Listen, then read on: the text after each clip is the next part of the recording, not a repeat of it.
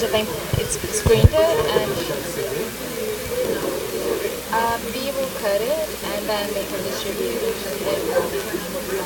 Yeah. Okay.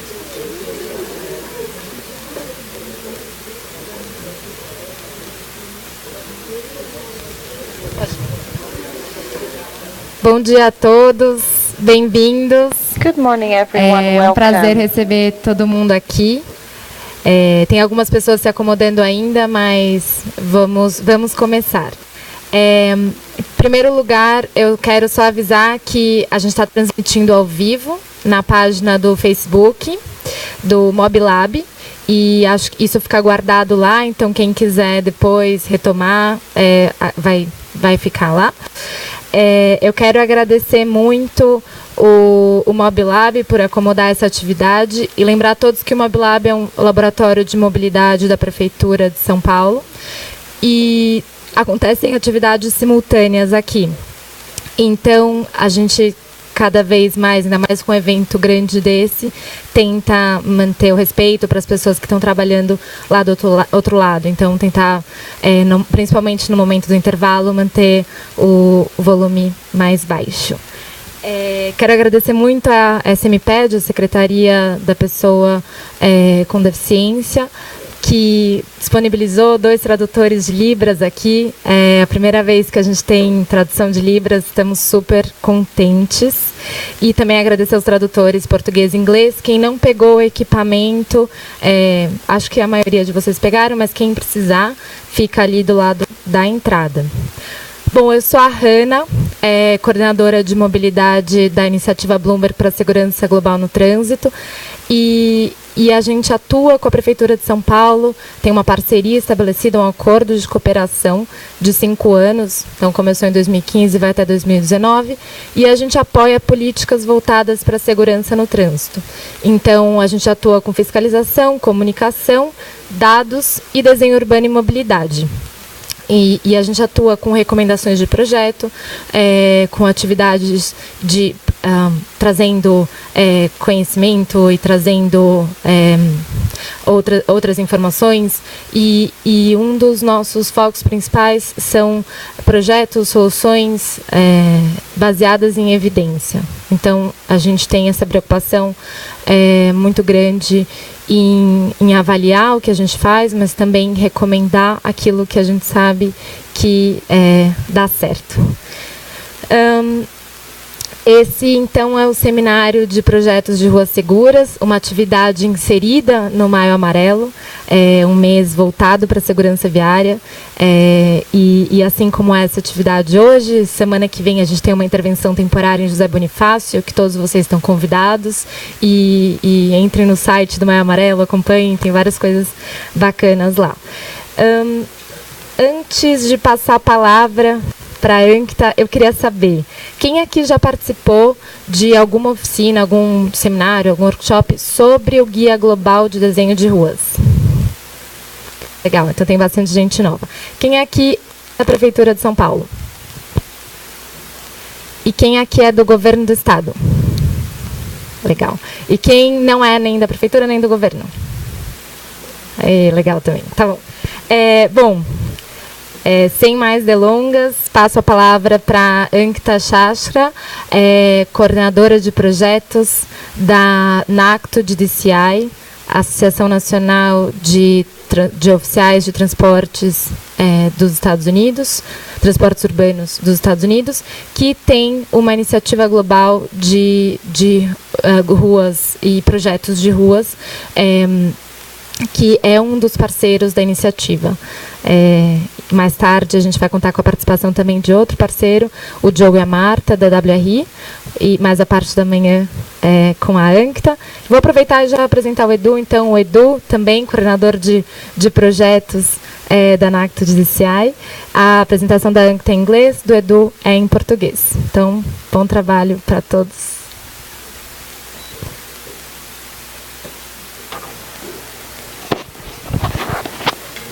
Ai, tá esquisito esse... Bom dia. Meu nome é Ankita e Bom dia. eu sou da NACTO. Meu nome é Ankita, eu sou da NACTO. Hoje eu vou apresentar em inglês. Por favor, usar fone de ouvido. Eu Obrigada. vou apresentar a minha palestra em inglês. Por favor, usem os foninhos de ouvido.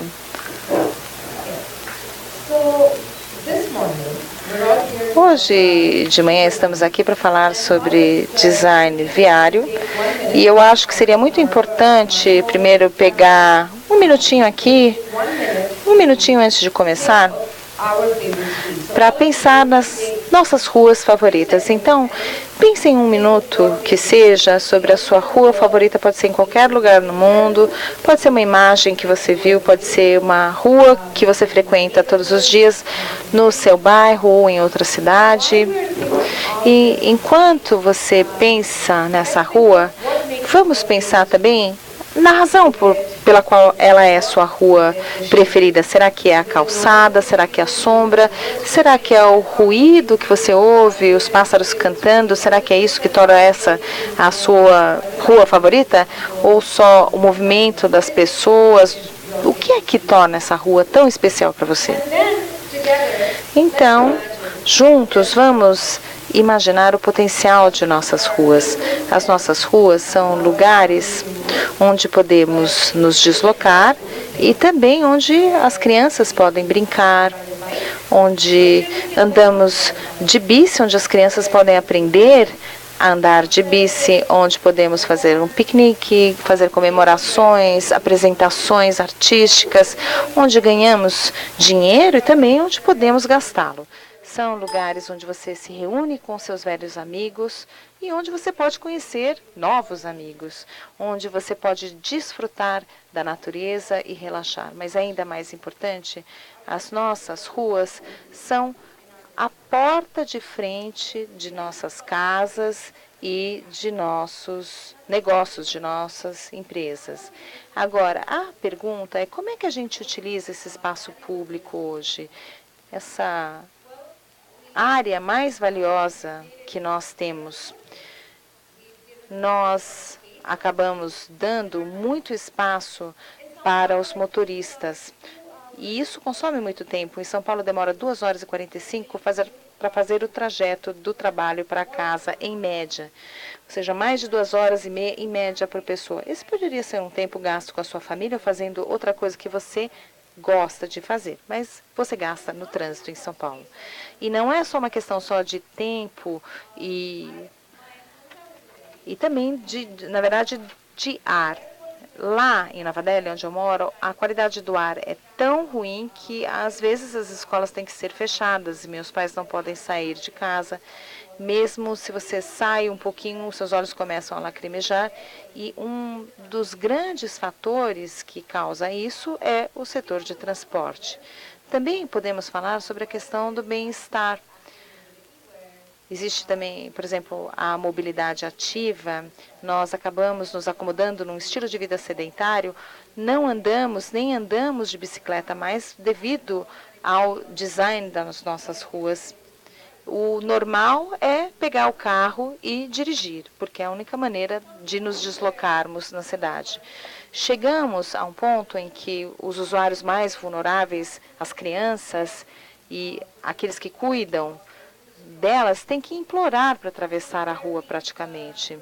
E onde nós criamos coisas como ilhas de refúgio e passarelas de pedestres que são extremamente desconfortáveis para os usuários e que não se prestam a que têm problemas de acesso. Nessas imagens nós vemos que esse não é um problema desconhecido, é algo que vivenciamos todos os dias e que se replica em todas as cidades do mundo. E nós vemos essas imagens sendo repetidas em todo lugar que nós visitamos com a nossa câmera. As pessoas mudam, talvez a marca do carro, um pouquinho do contexto, mas em essência o problema é sempre o mesmo.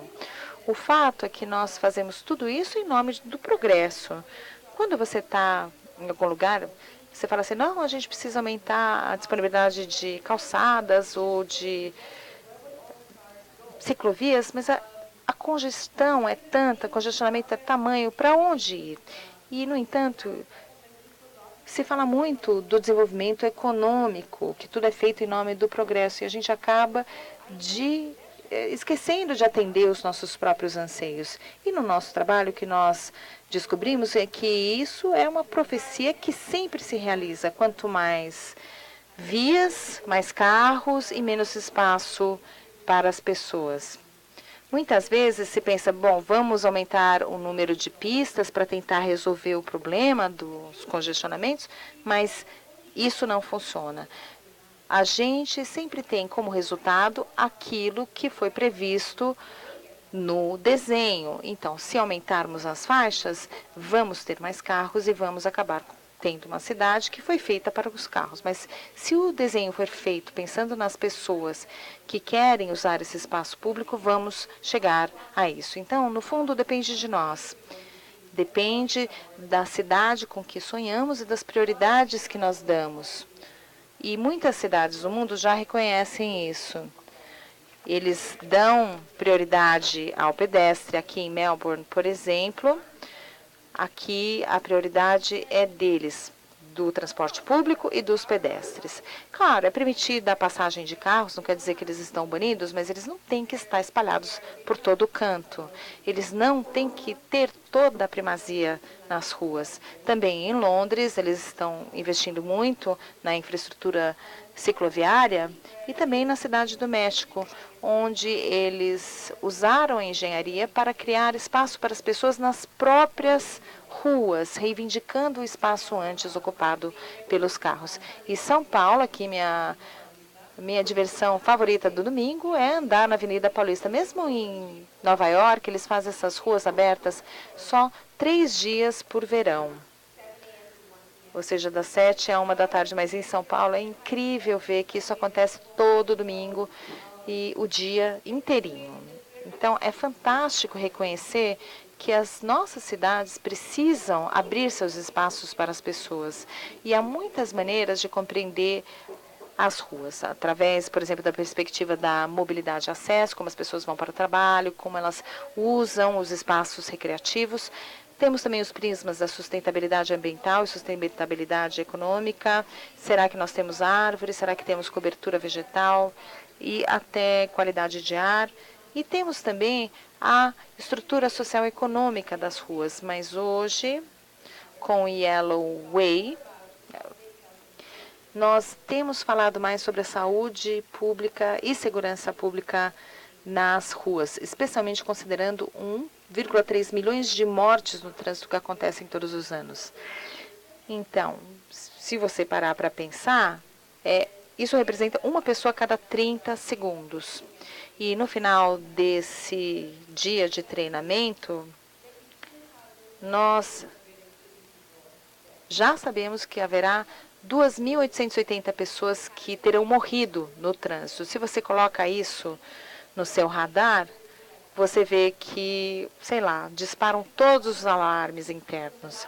E em São Paulo, há uma queda nas estatísticas de morte no trânsito, mas mesmo assim, em 2017, 762 mortos, 85% dos quais eram usuários vulneráveis, ou seja, ciclistas, pedestres, não o usuário que dirige nas ruas. E a verdade é que essas mortes são evitáveis, são preveníveis e todo mundo sabe como fazer. Vocês já participaram de vários treinamentos, vocês conhecem muito desse material, vocês já devem saber o que é necessário. Mas vamos considerar 3 pontos. Em primeiro lugar, a velocidade mata. Então, uma medida eficaz é reduzir as velocidades.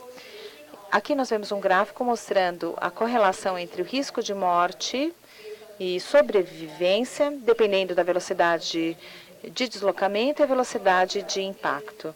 A escolha para nós, ou seja, para ter nós temos 90% de sobrevivência a 30 km por hora e 90% de chance de morrer a 50 km por hora. Então, a questão é decidir o que nós queremos, fazer o projeto viário também.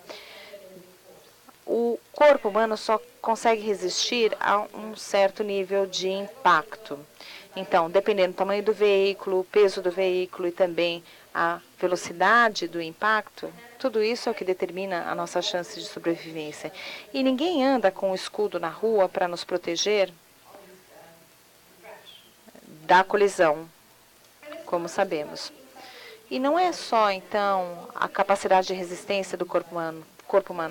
Existe também a capacidade de reação. Da perspectiva do pedestre, a 65 km por hora de deslocamento de um carro, a sua visibilidade como pedestre é reduzida e seu tempo de resposta é muito menor. Mas se você está trafegando numa velocidade menor, a visibilidade é melhor e há mais tempo de reagir. E mesmo a OMS fez estudos que demonstram que o risco, ou seja, com cada aumento de 1 km por hora, é exponencial, considerando as probabilidades de colisão e também de morte do pedestre.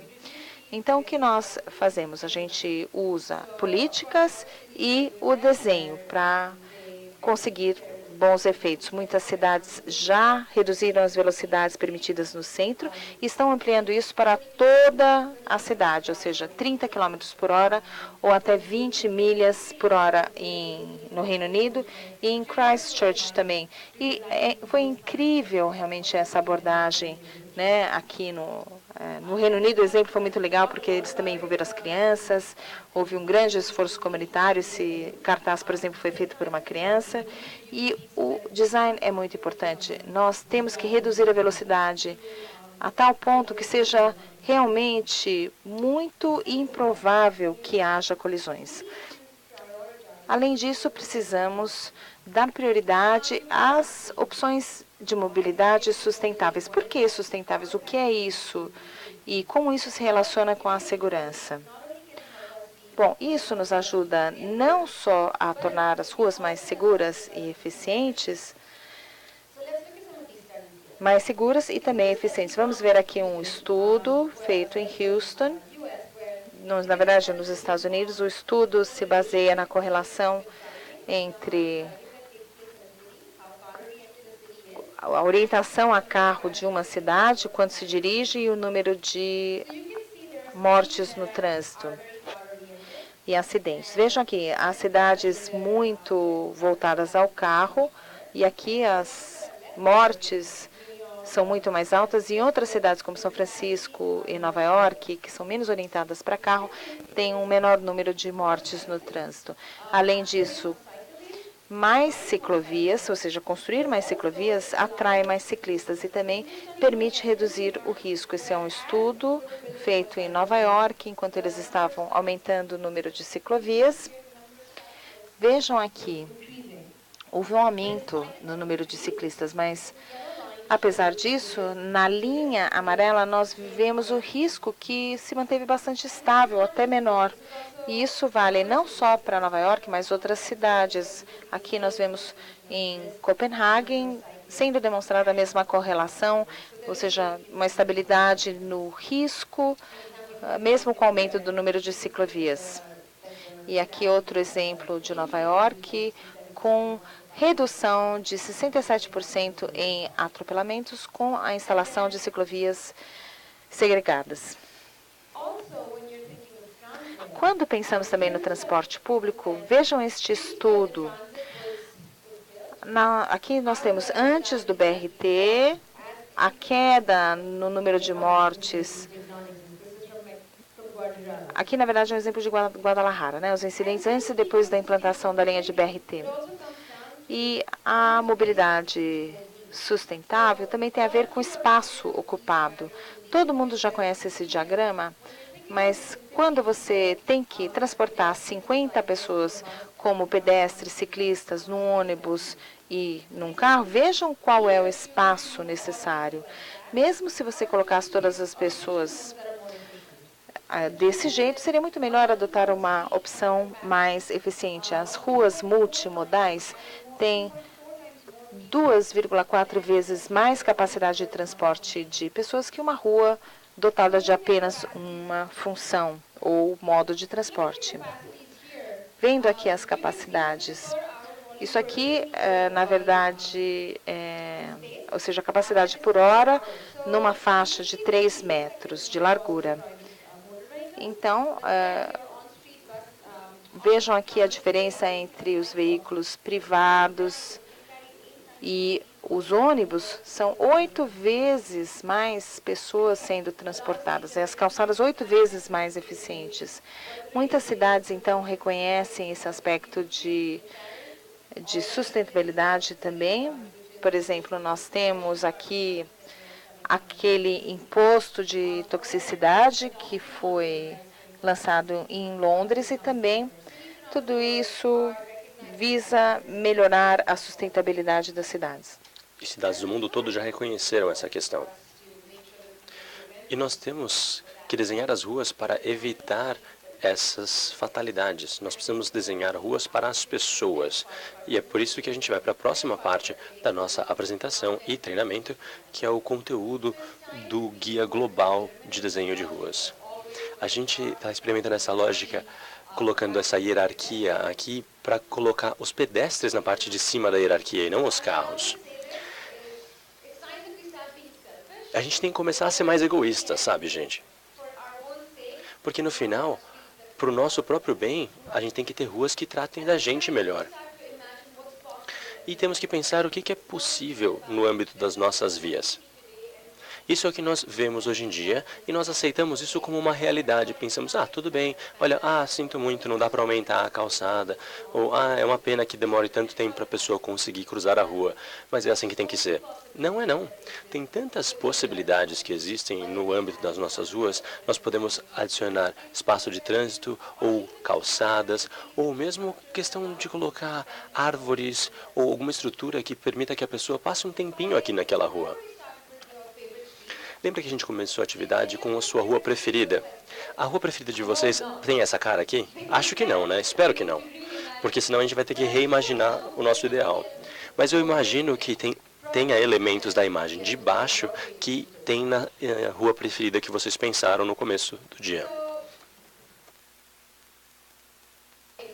A parte do treinamento, hoje a gente vai olhar o Guia Global de Desenho de Rua e falar um pouquinho sobre o contexto de como isso chegou aqui, porque eu sei que algumas pessoas não viram o treinamento. Nós temos filantropias que financiam o nosso trabalho. E a gente recebeu parte do nosso financiamento para desenvolver um guia que estava sendo liderado aqui pela Janete Sarikan. Ela comissionou tudo isso durante o tempo que eu estive na Bloomberg, lá em Nova York. E os outros guias da NACTO foram referências e também pessoas de 70 cidades de 40 países. E a gente recebeu até endosso de cidades diferentes. E o guia está disponível, vocês podem baixar sem custo, é de graça. Vocês podem baixar lá no nosso site. Mas o que mais empolga é que eu acho que agora, em agosto ou setembro, eu espero, a gente vai ter uma versão impressa em português. Então eu fico muito feliz, eu fico muito empolgada.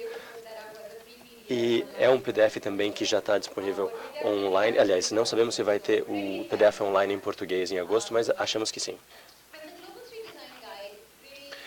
E o Guia Global de Desenho de Ruas, ele tem um experimento que coloca os pedestres em primeiro lugar. Então nós temos o contexto que é dado, por que nós precisamos desenhar as ruas, o que é importante, tem o lado de segurança pública e os outros benefícios. E depois a gente fala de como de fato desenhar ruas e quais são os aspectos que temos de lembrar. E a transformação é a parte final, e também vamos falar disso hoje. Vocês receberam aquele questionáriozinho, o quiz? O que a gente vai fazer? Vai ser um pouquinho diferente hoje, tá? Vocês têm que todos prestar atenção. É sexta-feira, final da semana, né, de manhãzinha. Então a gente tem algumas perguntas e vocês vão achar as respostas para esse quiz na apresentação que a gente vai fazer agora. Então, vocês tentem tomar notas, porque vai ter uma provinha aqui, vai ser um teste, hein? E aí, depois da gente terminar, vamos ver se vocês acertaram as respostas, ou se vocês concordam ou discordam, e a gente faz uma pequena discussão. Eu e a Hannah vamos distribuir os papeizinhos do quiz aqui, enquanto eu faço a apresentação, mas vamos ver como é que vai funcionar, hein?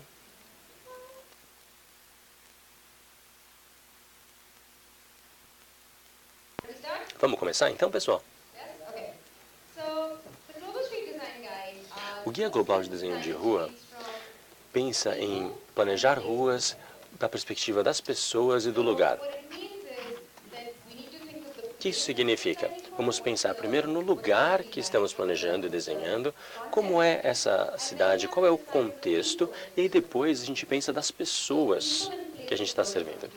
Então, lugar e pessoas entram no desenho de ruas, e essa abordagem vai trazer os benefícios que nós queremos, seja benefício de segurança, mobilidade, qualidade de vida, tudo isso vem de um desenho de ruas baseado nesses aspectos. Então, desenhando lugares. Quando pensamos num lugar, a gente não pode pensar só nos edifícios que estão ali, mas o ambiente em questão ambiental mesmo. Então, o clima, qual que é a vegetação daquele local. Aqui em São Paulo chove bastante, então esse aspecto de ambiente natural é importante. O ambiente social e cultural. Essa aqui é uma cena bastante comum, as pessoas sentadas na rua, mas em São Paulo é um pouco diferente.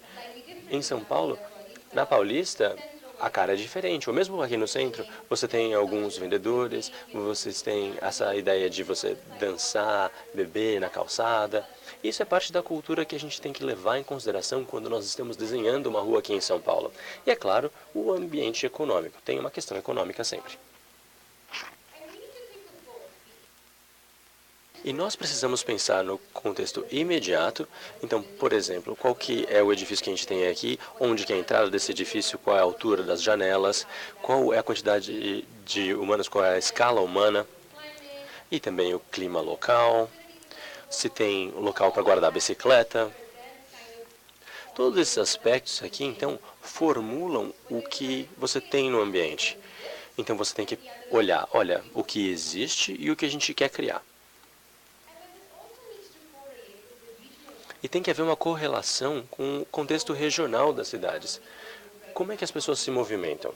E como é que você quer que as pessoas se movimentem daqui a 10 anos? Isso temos de ser perguntado. A gente tem que saber em qual direção nós queremos ir. Qual é a questão demográfica, quantas pessoas. Se é uma região onde há escolas, é bom que sejam ruas onde as crianças possam andar com mais conforto, ou que a mãe possa estar de mão dada com 2 crianças, uma de cada lado, então 3 pessoas andando paralelos, ou um outro local que tem pessoas idosas. É importante você prestar muita atenção na superfície do solo, se vai ter algum tipo de rampa ou não.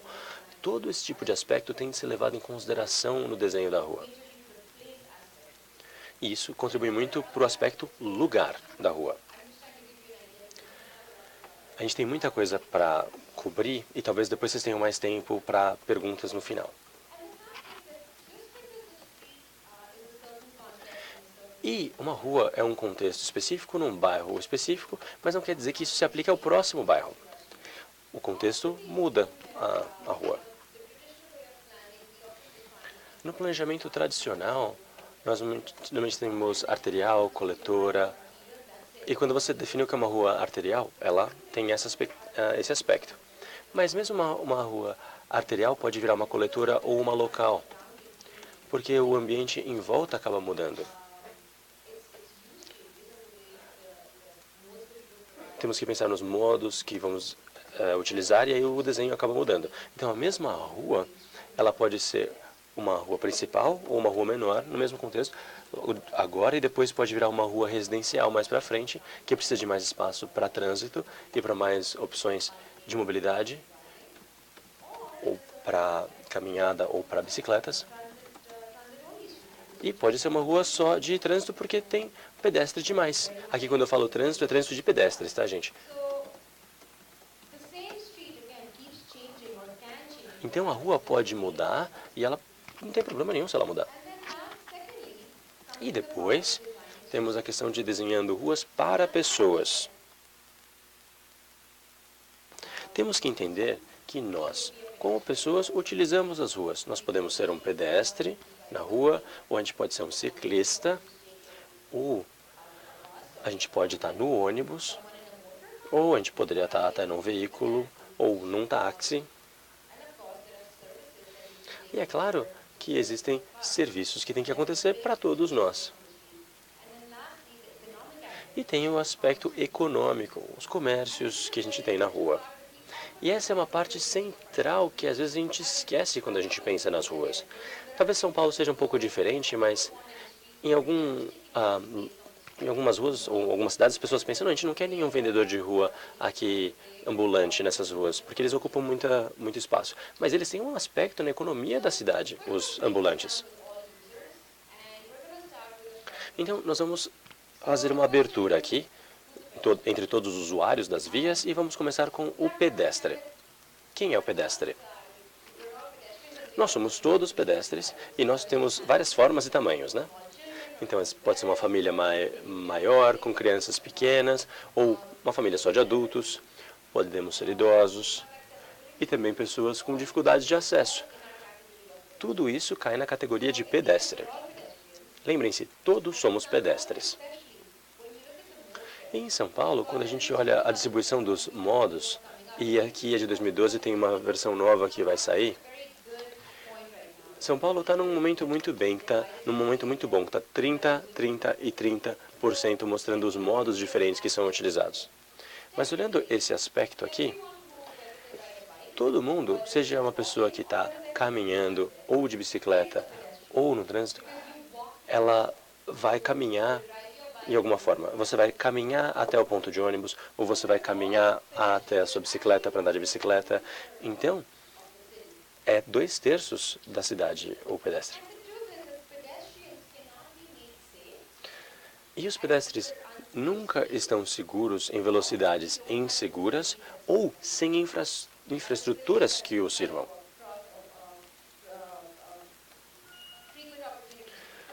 Temos que ter oportunidades frequentes de cruzar a rua. O tempo do sinal, quanto tempo eles demoram para atravessar a rua? Se você não tem a infraestrutura e a velocidade seguras, o pedestre nunca está seguro. Talvez eles estejam até desconfortáveis ali e não queiram caminhar naquela região. Como eu disse, tamanhos e formas diferentes. Aqui temos algumas dimensões. Vamos tentar lembrar essa dimensão aqui. Essa dimensão é importante, porque se você consegue desenhar a sua rua ou calçada para essa dimensão, todas as outras estão cobertas. Vamos lembrar desse número, 1,80 m. Os pedestres também caminham em velocidades variadas, gente. E temos elementos diferentes que temos de levar em consideração quando desenhando ruas para as pedestres. Pode ser a calçada, pode ser as interseções, podem ser as ilhas de refúgio, e nós vamos repassar alguns desses hoje. Mas vamos começar com o primeiro, a calçada, que é a infraestrutura mais básica que precisamos. Para a calçada, nós temos que lembrar que a calçada não é simplesmente um lugar onde a gente caminha. Tem várias atividades que acontecem na calçada. Então temos a zona da fachada, onde tem o despejo, digamos assim, dos edifícios. Tem a faixa livre. Essa faixa livre sempre tem que existir porque as pessoas têm que poder caminhar ali. Alguém de cadeira de rodas precisa de pelo menos 1,80 m. Você pode ter entre 1,8 e 2,4, e aí duas cadeiras de roda podem passar uma numa direção, outra noutra. Aí tem a área de utilidade que você tem entre a área do tráfego e a faixa livre. Então, você pode colocar outras coisas nessa área.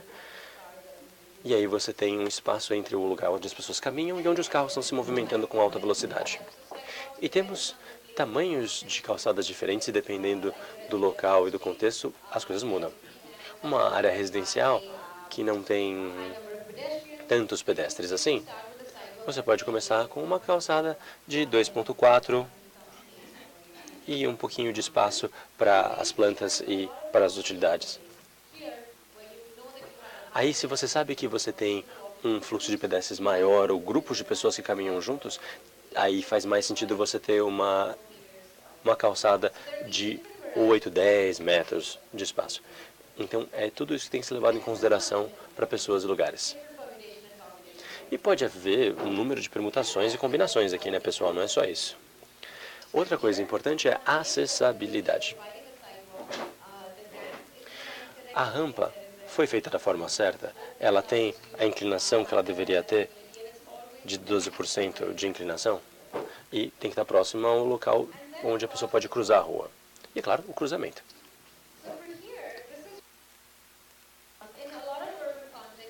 Em muitos contextos urbanos, nós vemos que os cruzamentos estão muito distantes, na realidade, esse cruzamento de pedestre, né, pessoal? As faixas de pedestre estão distantes umas das outras. E aí a pessoa tem que andar muito para conseguir cruzar a rua.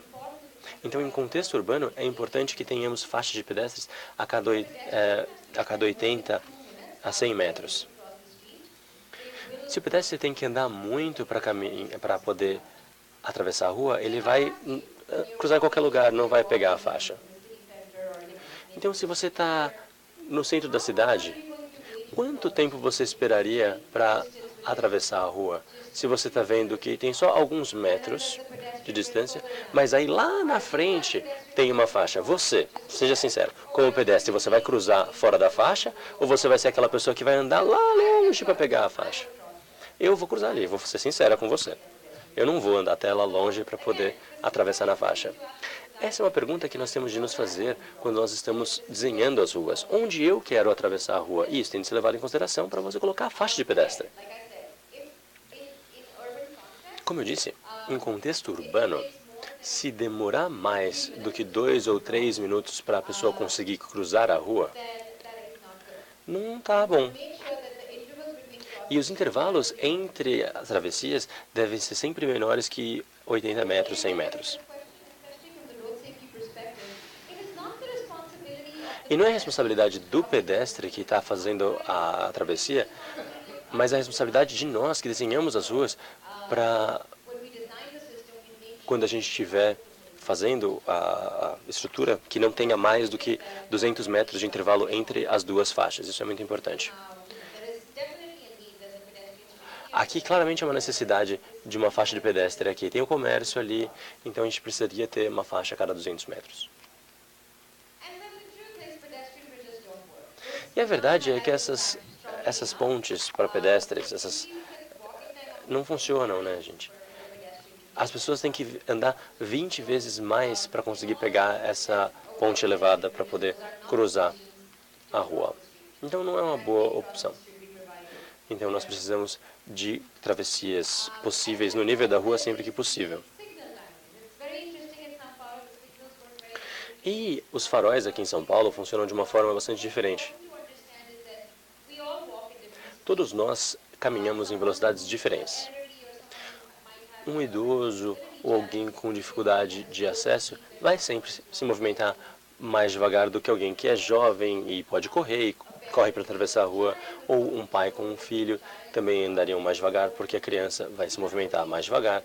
Então nós temos que garantir que nós desenhamos com uma média de 1 metro por segundo quando planejando a travessia, né, a faixa. Quais formas que podemos fazer isso? Ou damos mais tempo para as pessoas atravessarem a rua, ou diminuímos a distância para eles atravessarem. E com isso, se reduzimos a distância, nós temos uma base para eles poderem esperar para atravessar a rua. É importante a gente pensar em ilhas de refúgio. Aí eles podem atravessar a rua em 2 fases. Então eles atravessam metade da rua, aguardam, porque não deu tempo de atravessar tudo, e aí atravessam a segunda parte da próxima vez. E quando temos pessoas caminhando em mais do que 3, a ilha tem que ser grande, porque senão fica difícil a pessoa caminhar e parar na ilha, ou não haveria tempo para aqueles que têm algum tipo de deficiência para conseguir atravessar. Então, ilha de refúgio é sempre muito importante, a gente precisa da flexibilidade desse desenho. Aqui temos alguns exemplos de ilha de refúgio. Aqui pode ser onde está a faixa de ciclista, ou no meio, ou onde está um local de estacionamento. Aqui tem outro exemplo de ilha de refúgio. Outra coisa, outra coisa que a gente pode fazer é reduzir a distância. A gente consegue estender a calçada para reduzir esse tempo de travessia. A rua que era mais ampla, mais larga, e agora as pessoas provavelmente demorariam até 3 segundos para atravessar essa rua andando a 1 metro por segundo. E se for uma rua mais larga, talvez demore 10 segundos. Tudo tem a ver com o tempo que a pessoa demora para atravessar a rua. Outro aspecto importante das ilhas de refúgio é que aumenta a visibilidade. As pessoas conseguem ver, as pessoas que estão dirigindo conseguem ver que tem pessoas na calçada esperando para atravessar. E, é claro, cria mais espaço público. Aqui temos alguns exemplos de extensões de calçada, ou local para estacionamento de carro, ou só um ajuste no raio das esquinas, ou essa remoção da faixa de conversão. Aqui nós colocamos esse espaço público maior para aumentar o espaço, reduzir o espaço do pedestre. Falando de pedestre, é importante pensar no tamanho da rede. A rede vai ser tão forte quanto o ponto mais fraco, certo? Se você tem uma calçada contínua e aí tem um certo ponto que não tem mais calçada, então não é uma boa rede, não funciona essa rede. Porque se eu estou de cadeira de roda, ou se eu estou caminhando com meus 2 filhos pequenos, ou com os meus sobrinhos, eu vou chegar num momento que eu vou ter que andar na rua e depois voltar para a calçada. Isso significa que a minha rede não está funcionando. Eu falhei com aquele ponto. Então, no nível da rede, nós temos que ter uma boa conexão, uma permeabilidade boa, tem que ser segurança e tem que ser confortável. Vamos recapitular, então, o que a gente quer lembrar sobre os pedestres. Primeiro, nós precisamos de caminhos amplos e contínuos. Nós podemos precisar nos cruzar nesses caminhos, nessas faixas. E nós queremos que quando as pessoas forem atravessar a rua, elas demorem menos tempo. Então elas esperem menos e consigam atravessar a rua mais rápido. Isso a gente consegue fazer diminuindo o espaço da travessia. Nós precisamos ter faixas frequentes, de 80 a 100, mas nunca mais que 200.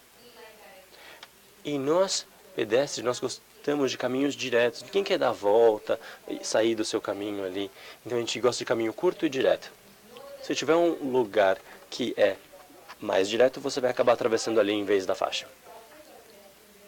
Nós precisamos evitar as travessias que sejam fora de nível, então aquelas pontes de travessia, e não deve haver nenhum tipo de obstrução na nossa calçada, ou alguma coisa que faça com que você precise ficar desviando de tudo o tempo todo. Próximo ponto, desenhando para ciclistas. Quantos de vocês aqui andam de bicicleta? Levantem a mão, por favor. Quem anda de bicicleta aqui? Ou por prazer ou para ir para o trabalho? Então vocês já sabem do que a gente precisa.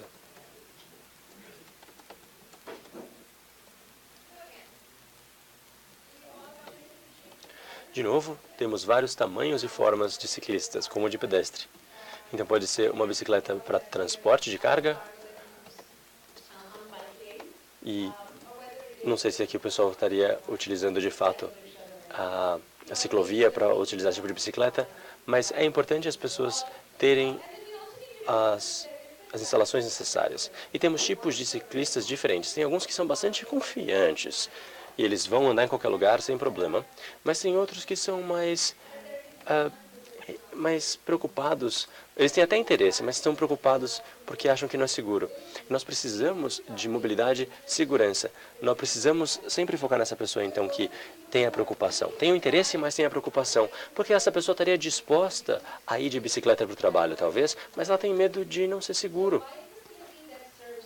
Então, as instalações que funcionam tem que funcionar para uma pessoa de 8 a 80 anos. Eu não sei se ela tem 80 anos, tá? Mas a ideia é essa. Mas tem que ser bom para todo mundo e todo mundo tem que estar confortável andando de bicicleta naquela faixa. Muitos elementos têm de ser levados em consideração para o ciclista. Claro, as ciclovias têm que estar protegidas, mas é importante que a gente lembre desses aspectos aqui, por exemplo, da interseção. O conflito tem que dar a preferência ao ciclista. E os passos de interseção também a gente tem que levar em consideração.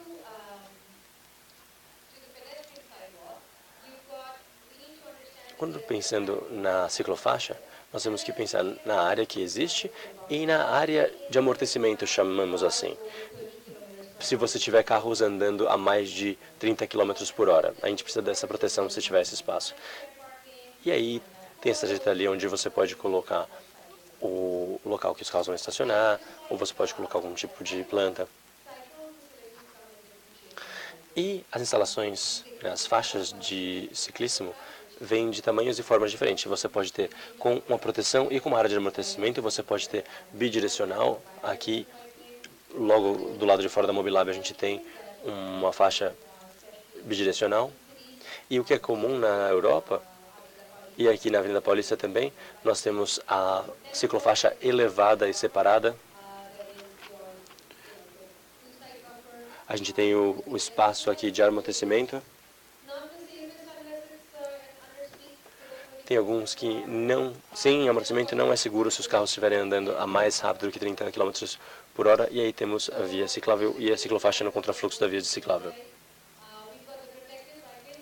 Nós temos que proteger as ciclofaixas. Aqui a gente tem essas barreiras que eles usam, né, para proteger. Aqui eles usam os carros para fazer o amortecimento e temos espaços diferentes que separam o ciclista do carro.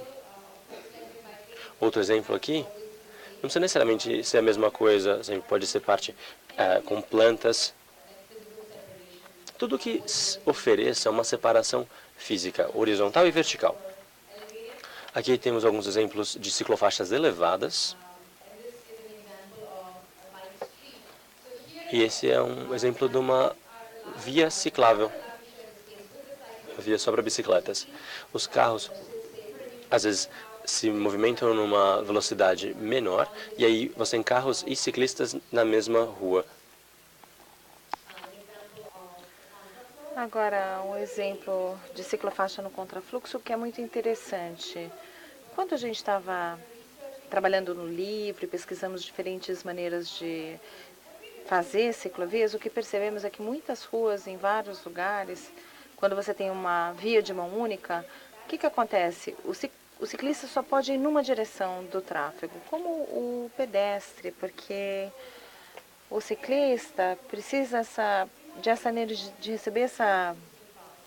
Eles sempre pegam um caminho de menor resistência ou mais curto. E essas vias no contrafluxo, então, podem ser muito, muito úteis, desde que bem marcadas. Isso ajuda várias cidades a ampliar a sua rede de ciclovias e também aumentar a conectividade. Quando você tem mais de uma mão de trânsito para os ciclistas. Esse aqui é um exemplo de Chicago. Então você vê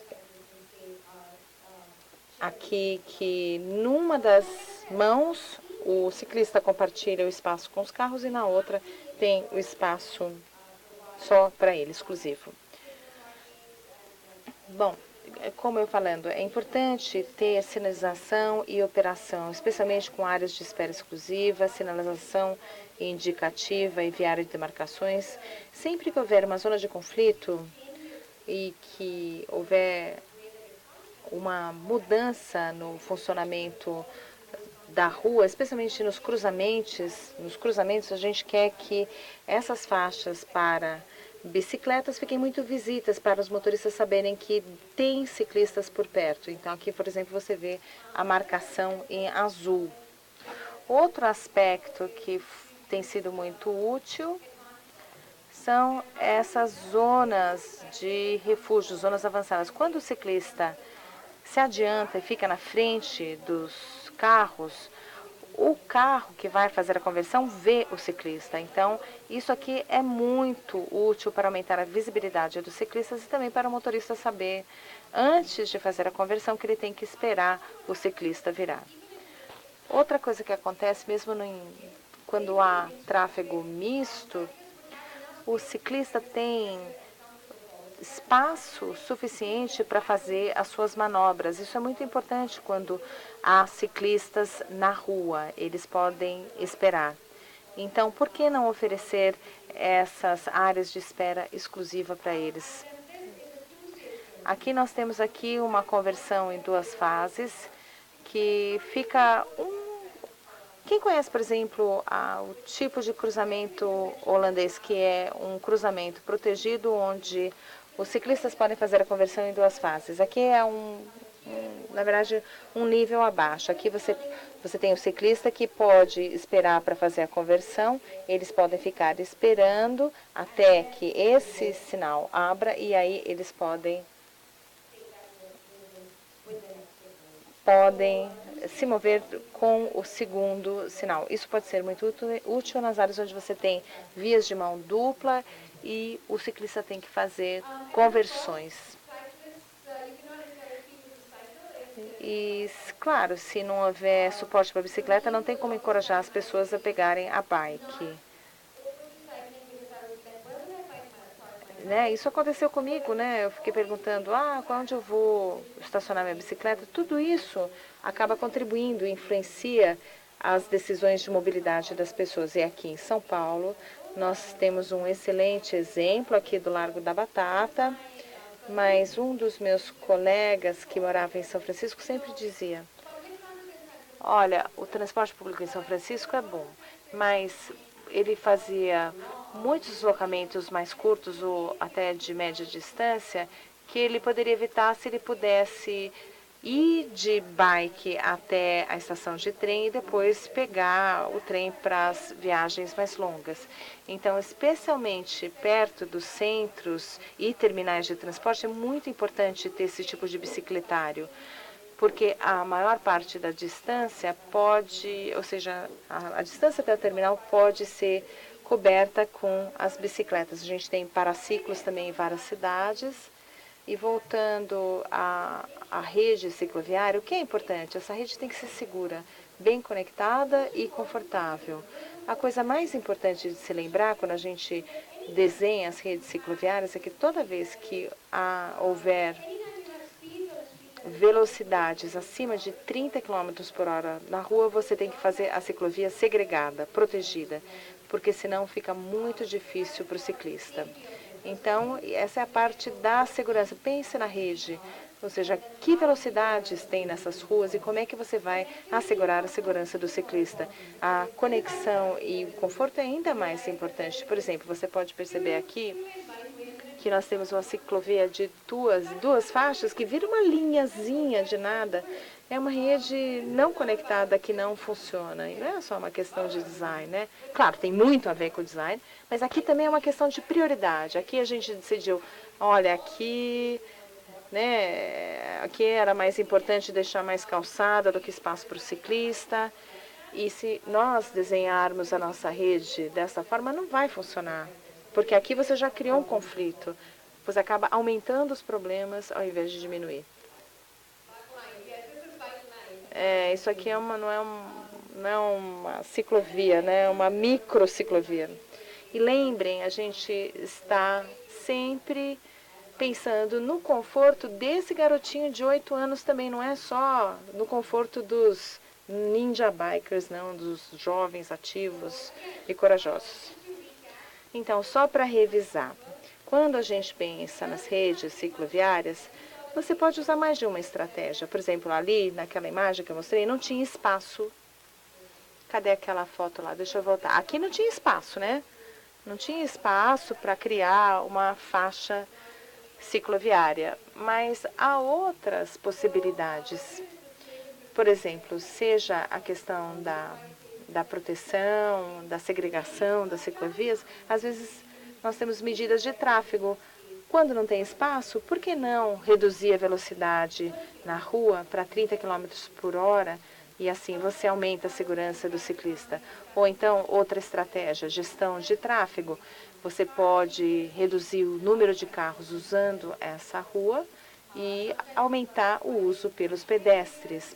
Às vezes é só plantar árvores para criar sombra, porque assim também o carro vai saber que tem que respeitar os pedestres. São muitas estratégias possíveis, não existe só uma resposta ou opção. Eu acho que é bom falar agora desse estudo holandês. Isso aqui é no centro da cidade. Como aqui em São Paulo que você tem a rede de ruas pedestres, né? E o anel interno e externo, eles fizeram uma coisa parecida no centro. Aqui eles só permitiram acesso a carros nessas 4 áreas. Então, o carro só podia ir até aqui e o resto era considerado zona pedestre. Qual o significado disso? É que se você estivesse aqui, para chegar àquele ponto com o seu carro, ia demorar 12 minutos. Mas se você pegasse a bike compartilhada, 2 minutos. Isso incentivava as pessoas a andarem e pegar a bicicleta ao invés de dar essa volta de 12 minutos ou até pegar o ônibus, porque é um percurso, uma distância muito caminhável, muito viável. E há também outras estratégias. Você pode, por exemplo, usar a permeabilidade seletiva. A bike passa, o carro não. Outra área aqui. Em Londres, eles estão fazendo esse conceito da mini Holanda. Eles pegam as ciclovias existentes e usam o espaço compartilhado para aumentar o conforto e segurança do ciclista. Aqui outra imagem. Então, vamos rememorar um pouquinho essa história do ciclista. Como os pedestres, os ciclistas gostam de caminhos diretos e atalhos, andar no contrafluxo. É importante usar medidas de moderação de tráfego para tornar as ruas mais amigáveis para a bicicleta. E com certeza é preciso reduzir as velocidades nas ruas onde não podemos ter ciclovias separadas. Se é 30 km por hora, ótimo, sempre fica protegido. Quando é abaixo de 30 km, aí a gente pode compartilhar, dividir a rua entre o carro e o ciclista. Alguém está entendendo? Está todo mundo entendendo? Alguém quer, sei lá, dar uma paradinha? Se vocês quiserem, sei lá, levantar, se esticar um pouquinho. Eu sei que é muita informação. Vocês podem relaxar. Gente, que turma dedicada. Eu já estou exausta. Eu já estou cansada. For São Paulo, Muito bem. Transporte coletivo. Quando eu estava preparando esses slides, eu falei assim, aqui em São Paulo, né, eles estão super acostumados a pegar ônibus, trem, metrô, que aqui a conectividade é ótima. O que será que a gente pode ensinar para eles na área de transporte coletivo? É claro, a gente sabe que há diferentes modais, diferentes tamanhos, até aqui em São Paulo eu aprendi que são 3 tamanhos de ônibus diferentes, alguns deles fazem a conversão mais fácil. Então, aqui nas ruas, nós precisamos prever tudo isso, né? Essa variedade de tamanhos e também variedade de velocidades. Nas faixas exclusivas de ônibus, nós temos que pensar não só na faixa que esse ônibus vai usar, mas também da área, da parada, onde as pessoas esperam o ônibus, com um abrigo para você se sentar, ou até, sei lá, ficar um pouquinho na sombra, né? E nós sabemos que há diferentes tipologias de ônibus. Você tem, por exemplo, sei lá, ruas de corredor exclusivo de transporte coletivo. Você tem ruas com faixa exclusiva de transporte coletivo. O ponto de embarque também varia bastante. E aqui em São Paulo, existem pelo menos 3 dessas tipologias existentes. Então, para dar alguns exemplos, aqui nós temos uma faixa lateral dedicada de transporte coletivo, parecida com o que nós encontramos aqui em São Paulo. Então, aqui nós temos uma faixa lateral, na verdade é um corredor lateral de transporte coletivo, com pontos de entrada. Aqui nós temos também um corredor central de transporte coletivo com embarque central. As pessoas sobem no ônibus pelo centro. E nós temos também as ruas compartilhadas de transporte coletivo, muito conhecidas em Bogotá. Aqui só tem tráfego de pedestres e transporte coletivo, na verdade não tem carro. Então, o que é importante? Importante é entender por que as faixas dedicadas de ônibus são mais eficientes. Elas conseguem transportar mais passageiros do que os ônibus normais e o trânsito misto. Então, quando queremos promover a sustentabilidade e a mobilidade nas nossas cidades, é importante lembrar, se você, sei lá, está no carro e fica lá parado no mesmo congestionamento que o pessoal que está nos carros, então o que acontece? O transporte coletivo tem que ser ou mais confiável, ou mais confortável, ou mais acessível. Você não tem vantagem de você largar o carro. E tem que economizar tempo para mim também. Agora, se eu estou lá, né, parado no mesmo congestionamento que os carros, aí eu vou ficar pensando, puxa vida, o carro é mais confortável, eu posso pegar o carro a hora que eu quiser. Agora, se você mudar a situação e você criar a faixa exclusiva, você sabe, a faixa do ônibus é mais rápida e com isso você aumenta a eficiência do trânsito. Então, isso aí é vamos dizer assim, uma equação que vale a pena, né? Pegar esse transporte coletivo. E também, quando nós pensamos no desenho dos corredores, é importante, né, não esquecer o que há no entorno. A gente tem que pensar na eficiência do transporte coletivo, sem esquecer que mesmo nas áreas onde a gente tem BRT, tem que prever a travessia dos pedestres e você tem que usar até o mesmo conceito de 150, a cada 150 metros, uma faixa de travessia de pedestre. E também nós temos que ter o suporte com progressão de sinais, assim por diante, colocando também áreas para o embarque e desembarque. E há diferentes maneiras de se fazer isso. Não tem que ser só uma extensão da calçada, pode ser uma área onde até o ônibus e a bicicleta convivam.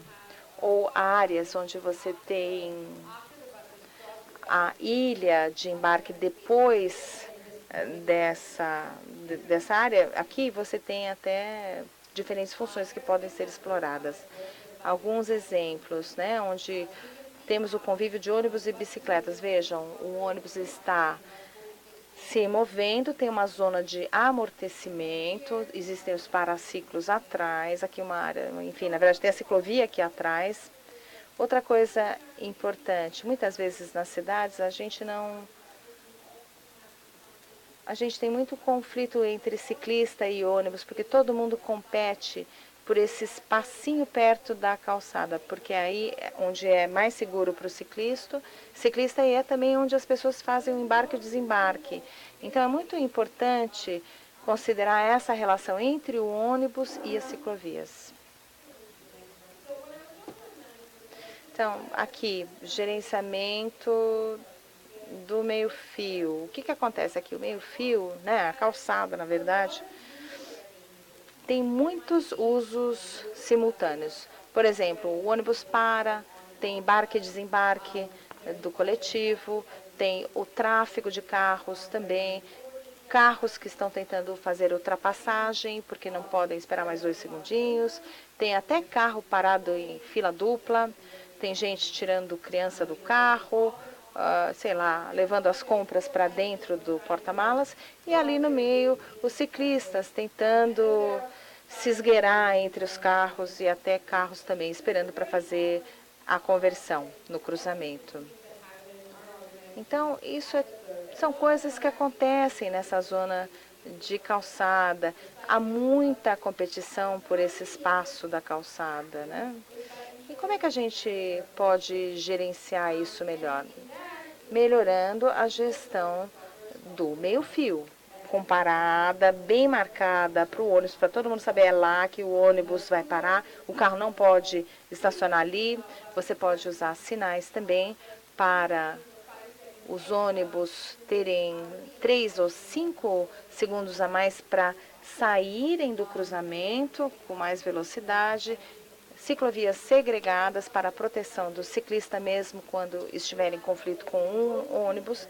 Também zona de embarque dedicada para passageiros e carros de entrega. Assim você sabe também onde parar seu carro.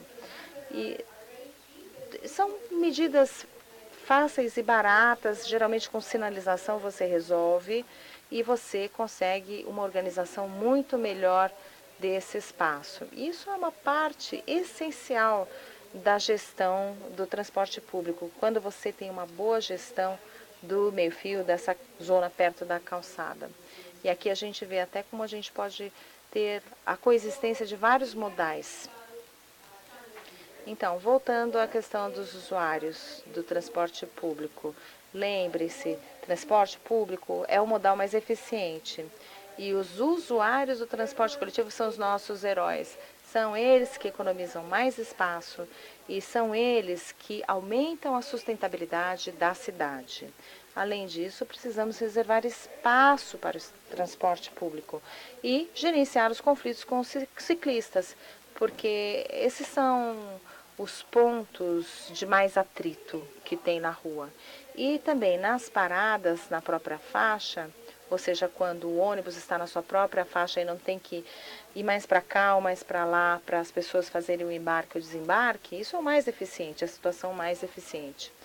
É por isso que quando a gente viu todas essas opções de embarque e desembarque, a gente sempre enfatiza que o ônibus deve parar na sua própria faixa ao invés de ir para a direita ou para a esquerda. Então, isso realmente é um estímulo à eficiência do transporte coletivo. Então, não esqueçam, paradas na própria faixa são mais eficientes. Agora vamos falar sobre a nossa seção favorita, os motoristas. Bom, como a gente sabe, tem carro de tudo quanto é jeito, cada um trafega numa velocidade. E dependendo do que nós temos na rua, a gente pode definir as velocidades de deslocamento. O que nós aprendemos é que muito espaço é dado para os carros. Com pistas de 4 metros de largura, 5 metros de largura, isso faz o quê? Só estimula o motorista a dirigir mais rápido, porque tem tanto espaço disponível. Outra coisa muito comum, você tem a marcação, e aí tem 8 metros dividido em 2 faixas, e de repente, sei lá, essas faixas viram 2,5 ou 3, e aí os carros tentam um ultrapassar o outro, competir. Isso atrapalha demais o fluxo dos carros. Nossa recomendação, portanto, é que nas cidades, essa faixa de deslocamento não deve ter mais que 3 metros, e para os ônibus, 3,5 metros.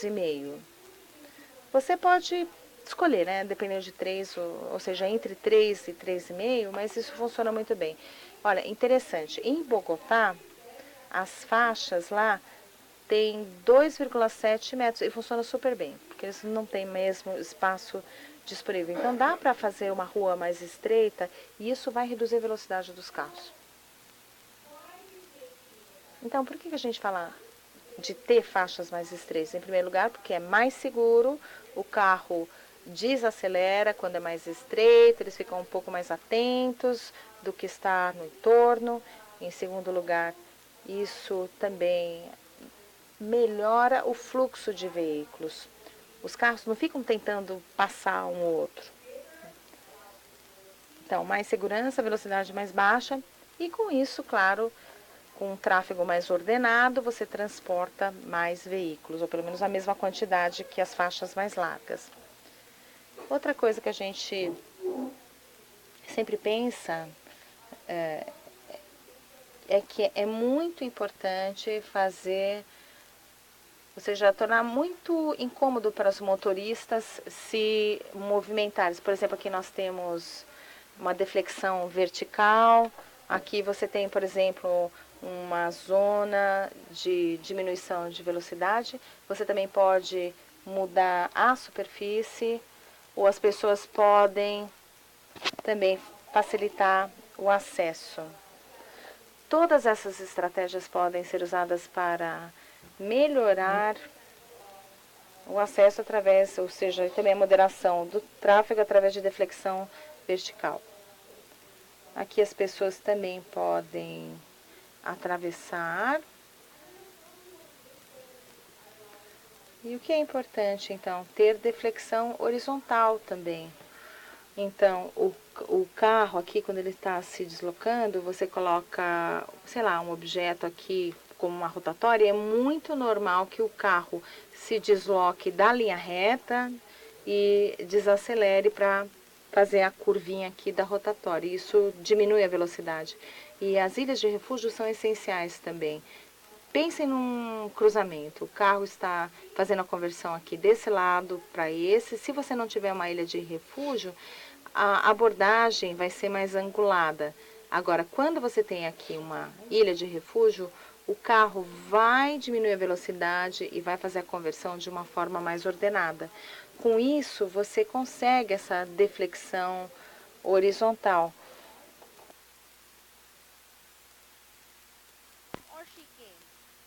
Ou chicanas também, onde o carro tem que reduzir a velocidade. Aqui nós temos um exemplo de chicane em Bogotá.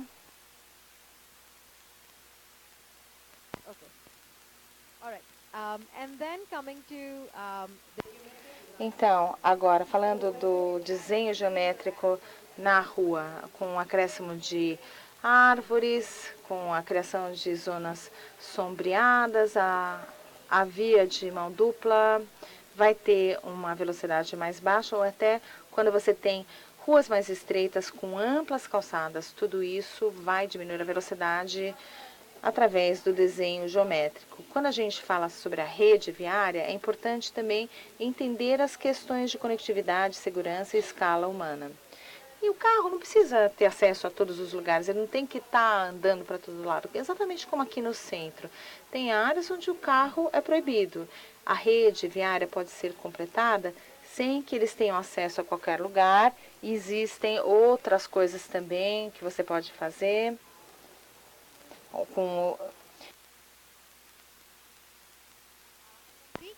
Então, revisando o que os carros precisam fazer. As ruas, as faixas mais estreitas são mais seguras e mais eficientes.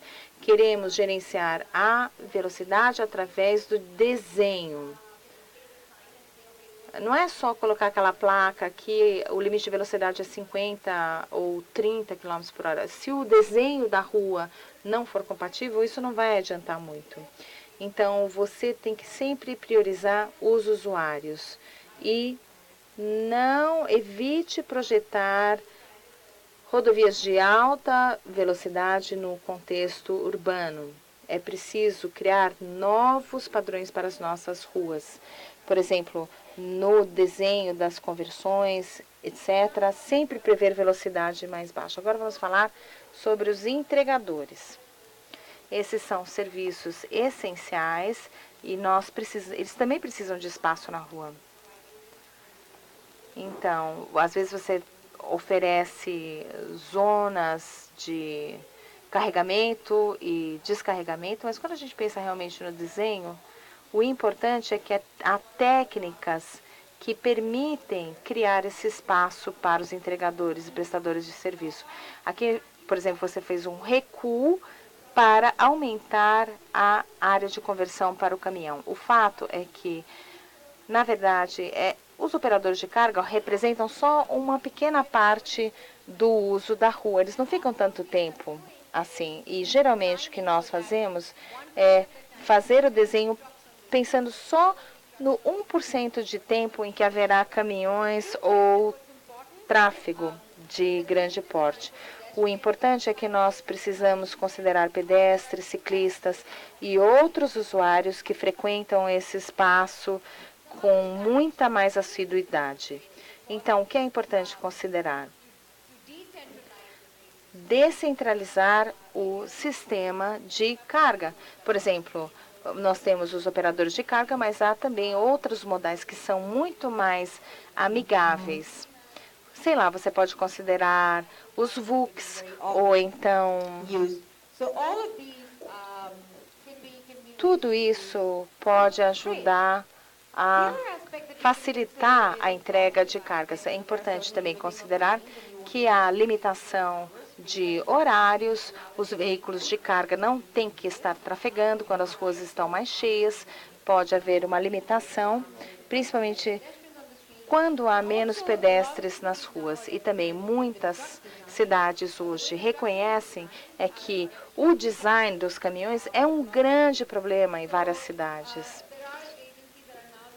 Então, hoje já há agências que estão tentando melhorar o design dos caminhões para aumentar a segurança de ciclistas e também de pedestres. Então, o design do próprio caminhão é uma área interessante. Bom, muito bem. O que a gente recomenda, então, para os veículos de carga? A gente tem que manter a rua segura para todos, sempre dando prioridade para ciclistas e pedestres. A deflexão horizontal e vertical é compatível com um veículo de carga.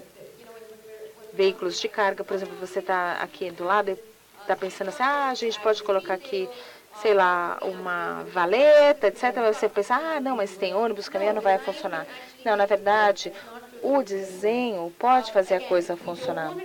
Não queremos projetar as nossas ruas pensando só nesse 1% de atividade, que são os veículos de carga, mas sim pensando no uso da rua o dia inteiro. E, além disso, defina rotas para grandes caminhões e carretas.